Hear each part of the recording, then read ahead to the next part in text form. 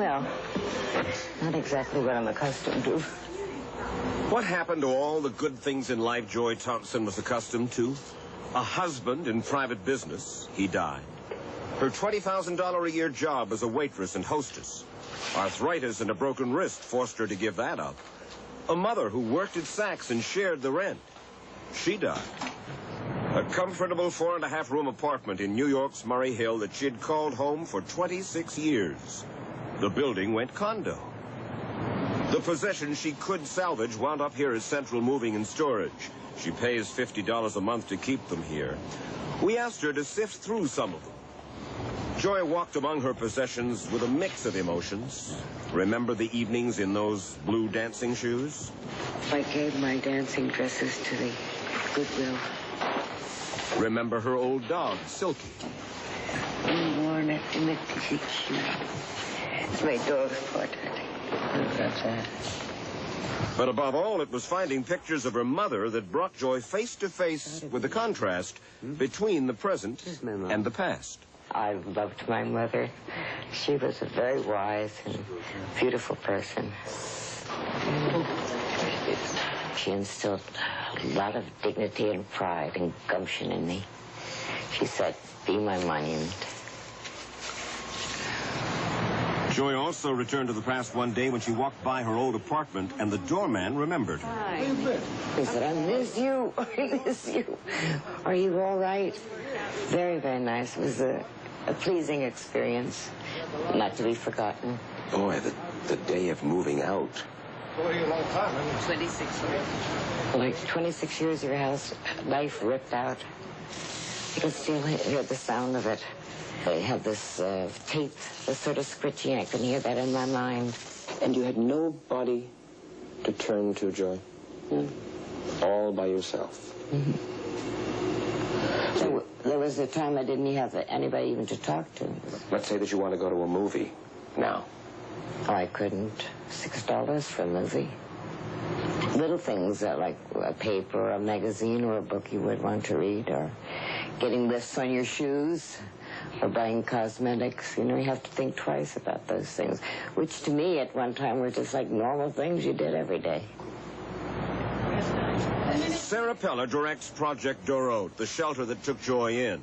She and her co-workers know from unhappy experience that Joy is not an isolated case. You know, you can lose your apartment very easily. If you've been living with someone, a family member, who dies or goes into a nursing home or something, you may lose your housing because you may need 2 incomes to pay the rent. These are people like Joy whom we do not see. How would you ever know that she didn't have a place to live? How would you know she didn't have... She's not a bag lady. Right. She's not sleeping on a grate. She's not, God help us, muttering to herself on the street someplace. She's just down on her luck and alone. Exactly. The shelter was only a temporary stop for Joy Thompson. The social workers found her a room in a single-room occupancy hotel nearby. She'll have to pay $114 a month for it out of her $430 of Social Security, but she says it, too, is only temporary. For Joy Thompson insists that she is on her way back up. This is square one. I'm going to square 2, and I'm going to go all the way back up again. I'm determined. Miriam Bond is 65. Her total income, $500 a month. Her rent alone was $663 a month. So for the last 2 years, she hasn't been able to pay the rent, and for 2 years, her landlord has been trying to evict her. He is about to succeed, and there is no place in Manhattan Miriam can find an apartment she can afford. So Miriam Bond is about to join the ranks of the middle-class homeless. Bond came from a moderately wealthy family. She graduated from New York University, married, divorced, had 1 daughter now living in Paris. Miriam worked as a teacher, a secretary. Along with crippling arthritis, she blames herself for her predicament, beginning with her prickly personality and her profligate ways. I wasn't poor. All my life I had enough because my father had money, you know. And I had it, I spent it. And then you were known as the teapot lady? Oh, yeah, well, I had the antique shop, yeah. I specialized in teapots. What do you think about when you go through albums, photos, scrapbooks? It's all past history. The day she got married, baby photographs, trips to Rio and to Stonehenge, her collection of drawings and paintings. As you saw this begin to happen to you. Yeah, well, you know, you get too soon old and too late smart. Yeah. I should have been applying for apartments long, long ago, but I didn't read the handwriting on the wall. I kept thinking, I'm feeling better and I'll get better and, you know. Anyway, now it's done. It's finished. You never have panicked along the way and said, oh, my Lord. Sure, but I haven't got the guts to kill myself, so I guess I have to suffer with it. And the future?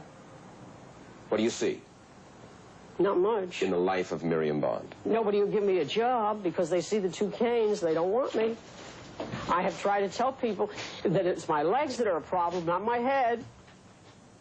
Why doesn't Miriam's daughter help? Because she herself is struggling, and over the years, mother and daughter have become estranged. Miriam let us see a letter she'd received from her daughter that gives her little solace in her current predicament. That letter won't keep me warm, Mr. Wallace. It's not a substitute in telegrams and telephone calls once a year, twice a year. You can't nourish a plant on that little bit. We were with Miriam on the day she was evicted, the day she had to leave her apartment of 8 years for the last time and go to a shelter the city had recommended. But what she saw there stunned her. First, that she would have to share a room with a stranger. There's no way. No, I can't. I can't. I'm up half the night. I can't do it. No, I'd rather go on the street. Come on, take a step back downstairs. I cannot share a room with somebody else. She appealed to a friend who has agreed to take her in temporarily. But she has no idea where she will wind up permanently. Frank was married, has 5 children. He's an Army veteran and made as much as $28,000 a year as a computer room supervisor. Then his wife died. He was struck with a debilitating illness, heart disease, a mild stroke, and stuck with almost $30,000 in uninsured hospital bills, which he paid. That wiped out his life savings and put him on the street. His income today, $45 a week from welfare, plus $8 in food stamps. What do you do when you wake up one morning and suddenly you're bust? You're too proud to ask for help from your family. You're evicted from your house. Well, you do what I did. You go out and you try and find a place to sleep and you try and find a place to eat. And? That's all you're interested in. You can't get a job because you can't go for an interview because you don't have the clothes. If you do get a job as a messenger, which I was doing, you can only work 2 or 3 days a week because there's no place to sleep. You can't afford the rent.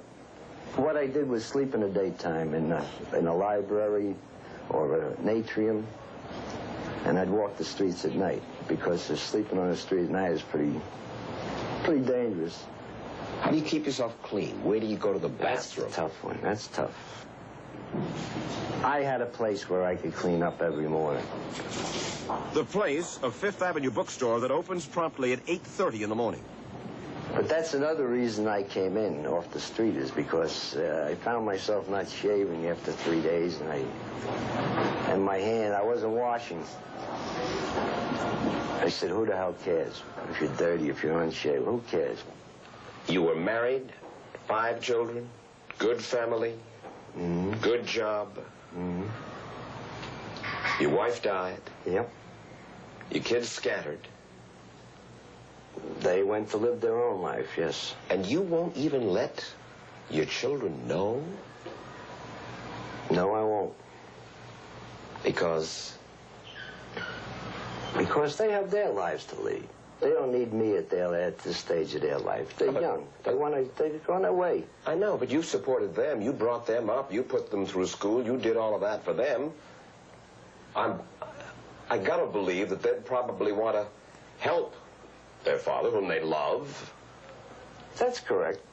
But I don't want them to do it. That is one of the reasons Frank asked us not to use his real name and to disguise his features. It is also one of the reasons he was reluctant to seek help. until he met Gittel Perkins. She is a social worker at Manhattan's Lenox Hill Neighborhood Association. She took a special interest in Frank and saw that he got a room at the Dorot shelter where he lives today. More and more people like Frank are coming on the scene, Mike. You find more middle-class folks out there. How come?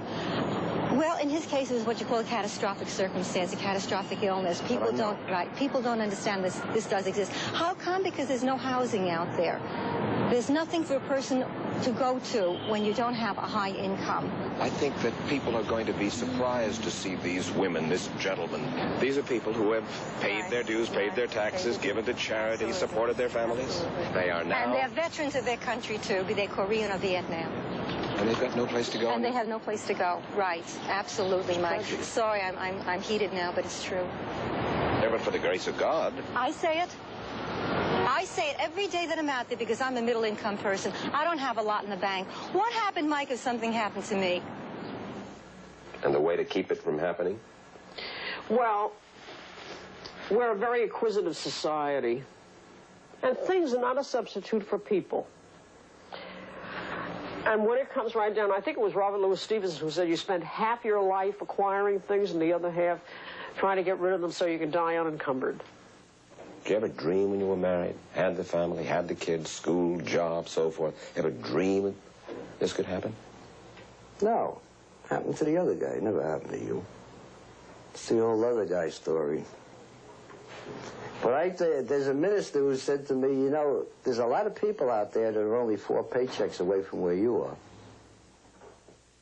A footnote.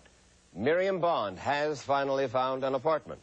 New York State now takes her Social Security money, and with added help from the federal government, they pay her rent.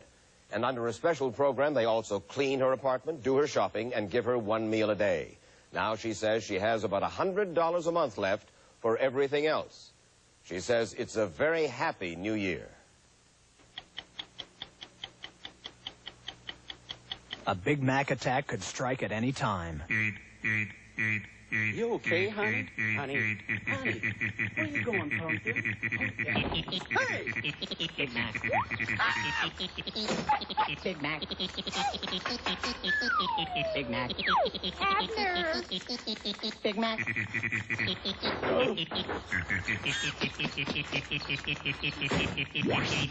Big Mac?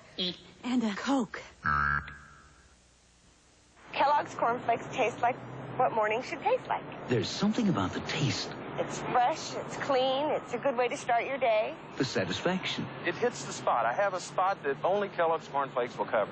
The simplicity. You pour the Kellogg's cornflakes, put some milk on it, some fresh fruit, you got a perfect breakfast. That make Kellogg's cornflakes part of a breakfast people feel special about. Oh, what a way to start the day. Cornflakes from Kellogg's. What more could you want from a cereal? 60 Minutes, a CBS News week. Shortages in medicine tell us lawsuits are causing no shortages of obstetrical services now, nor will they in the foreseeable future. About high school sports, for the last 7 years, we've found just 6 successful lawsuits. Coming toward me, yes, sir. The angle that she hit the phone booth forced the glass inward, and it just chewed my leg off. Right there at the spot. The glass cut your leg off? Cut it right off. Bigby sued the driver and the phone company. When the California Supreme Court said he was entitled to a jury trial, President Reagan had one of his favorite lawsuit stories. According to Chief Justice Rose Bird of the California Supreme Court, a jury could find that the companies responsible for the design, location, installation, and maintenance of the telephone booth were liable. I suppose all this might be amusing if such absurd results only took place occasionally. Yet today they have become all but commonplace. Cruz Reynoso is a former California Supreme Court justice, one of the 6 justices, 6 out of 7, who said Bigby was entitled to a jury trial.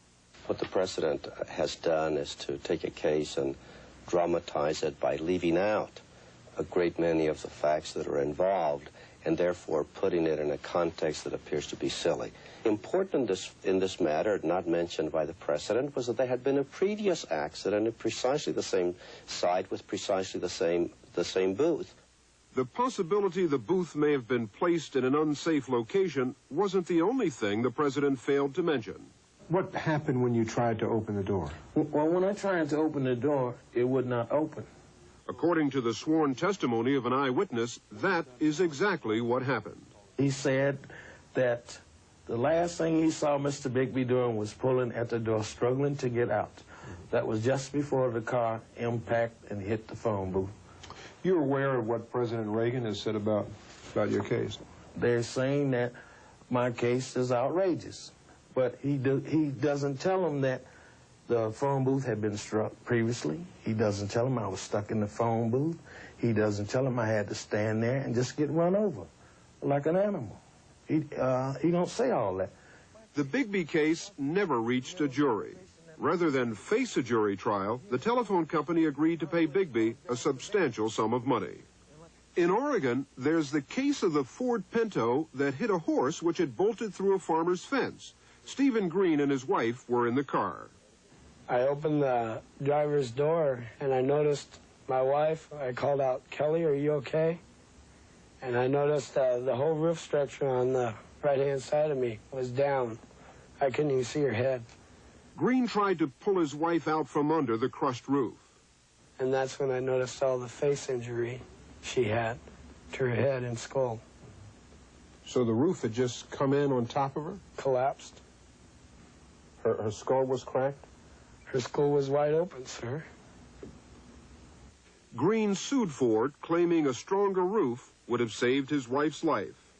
His lawyer had a testing lab do this simulation of the horse-Pinto collision. Based on it, 2 former Ford engineers testified the roof was unreasonably dangerous.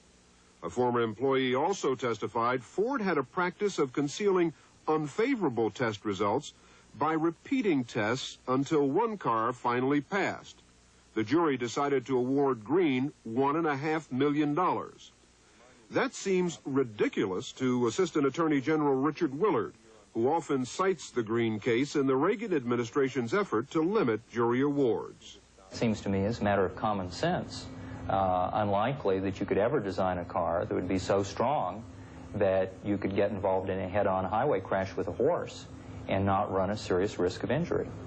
Even Forbes magazine chimed in. How do you horse-proof the roof of a compact car? But Judge William Riggs, who heard the Green case, said there was nothing ridiculous about the jury's verdict. Out here in the West, horse and automobile collisions are not terribly unusual. They might be in mid-Manhattan. But in Oregon, there's really a surprising number of livestock automobile collisions. Why do you think they would have chosen this case as an example of the jury system gone haywire? Well, it's kind of a sexy issue. A horse flying through the air, hitting the car. I mean, that does sound like a little bit of an unusual case.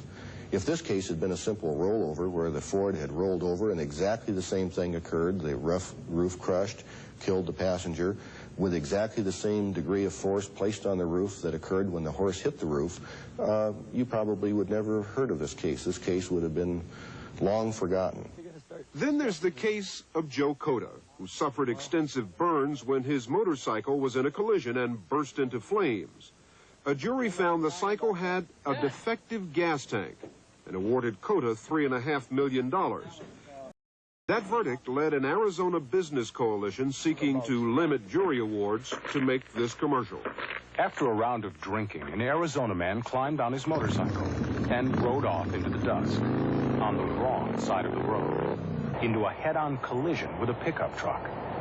Yet the biker sued the motorcycle company and won $3.5 million. It's crazy. We're the victims of a lawsuit system out of control. Vote yes on 103 to fix the Arizona lawsuit mess. Michael Brown was the presiding judge at the trial of Joe Cota versus the motorcycle company. The inference from the commercial is that he was inebriated. Yeah, that he was drunk and back and forth across the center line. And there's no physical evidence of that. After a round of drinking, an Arizona man climbed on his motorcycle. There was no evidence that he was out of control? No physical evidence that he was drunk? No, there wasn't. A, there wasn't any of that evidence, and B, it wasn't relevant even if he had been drunk. Had this motorcycle not been defectively designed, which is what the jury found, this man would have had a broken leg. Instead, he was burned almost beyond recognition. His ears were burned off. His fingers were burned off. This young man was grotesquely injured. And there's no way that anybody could tell you that the money he received for the injuries he sustained was too much money.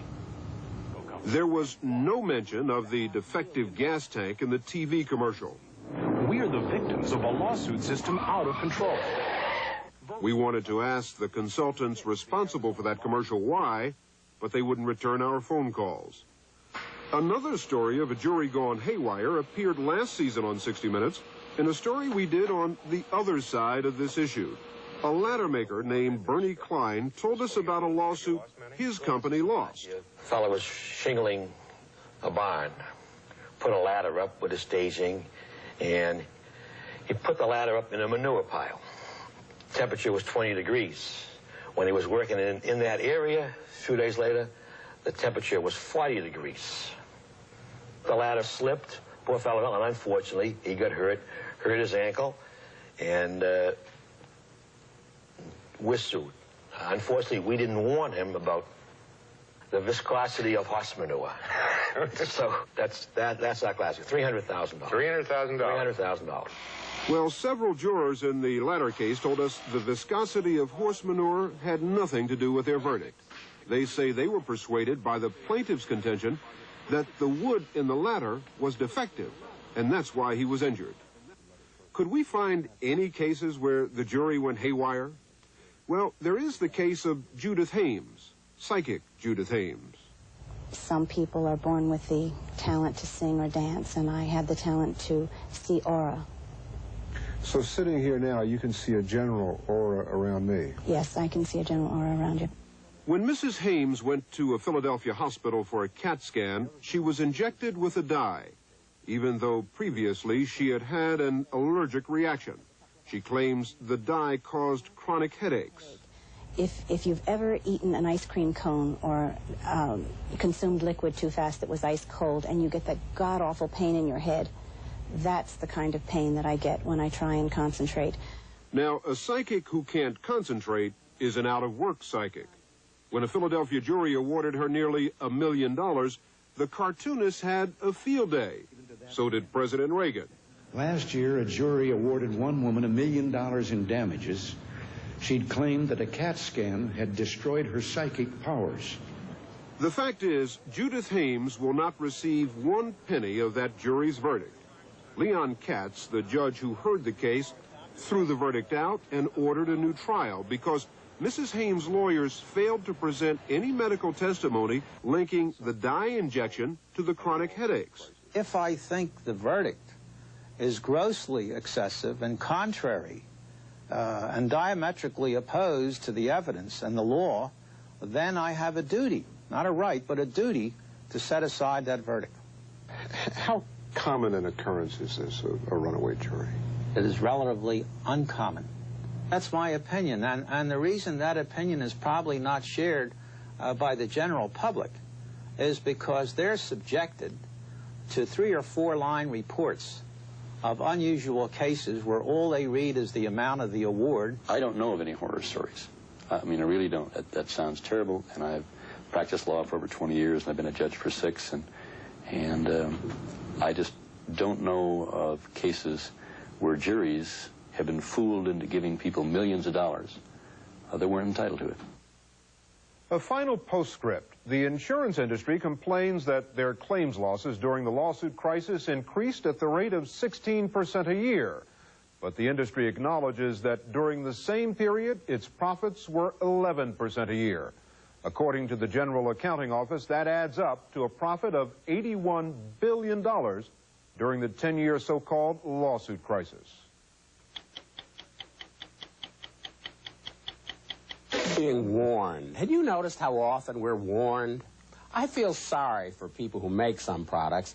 They spend millions of dollars on advertising, telling us how great their stuff is, and then in little black and white letters on the label, the government makes them say things like, boy, you better watch out for this stuff, because if you aren't careful, it could kill you.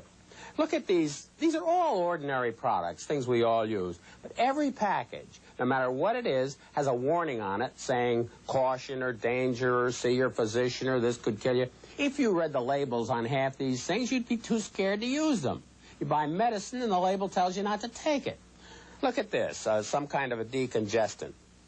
Do not use this preparation if you have high blood pressure, heart disease, diabetes, thyroid disease, asthma, or glaucoma. Do not take this product if you are presently taking a prescriptive antihypertensive drug containing a monoamine oxidase inhibitor. Well, I have no idea whether I'm taking a monoamine oxidase inhibitor or not. Everybody over 30's got some disease of one kind or another. Here's a box of simple washing machine detergent. If swallowed, call physician immediately. And that's what it says on this little can of wood finish. If swallowed, call physician immediately. Everything dangerous should be kept where kids can't get at it. But is there any adult really going to eat this detergent accidentally and then wash it down with a little varnish? I just find it strange that we have a law forcing manufacturers to put a label on a box of soap telling people not to eat it. Here's a bottle of good bourbon. It's interesting to note that there's no warning at all on this. If you swallow a little of this, don't call your doctor. He's probably swallowing a little of it himself. This bottle of glue I keep on my desk. I like to live dangerously. Do not use near flame, it says. And if swallowed, call physician immediately. Hello, doctor. Say, I just drank a quart of glue by accident. What should I do? Our government treats us as though we were idiots who don't know how to take care of ourselves. Are people really as dumb as the government thinks? Please, don't answer that question. We got from the president of the American Dental Association. It is abhorrent to our profession that it is so difficult to curtail the practices portrayed in your report. But another dentist wrote, it's ironic that dental schools warn about the perils of assembly line dentistry,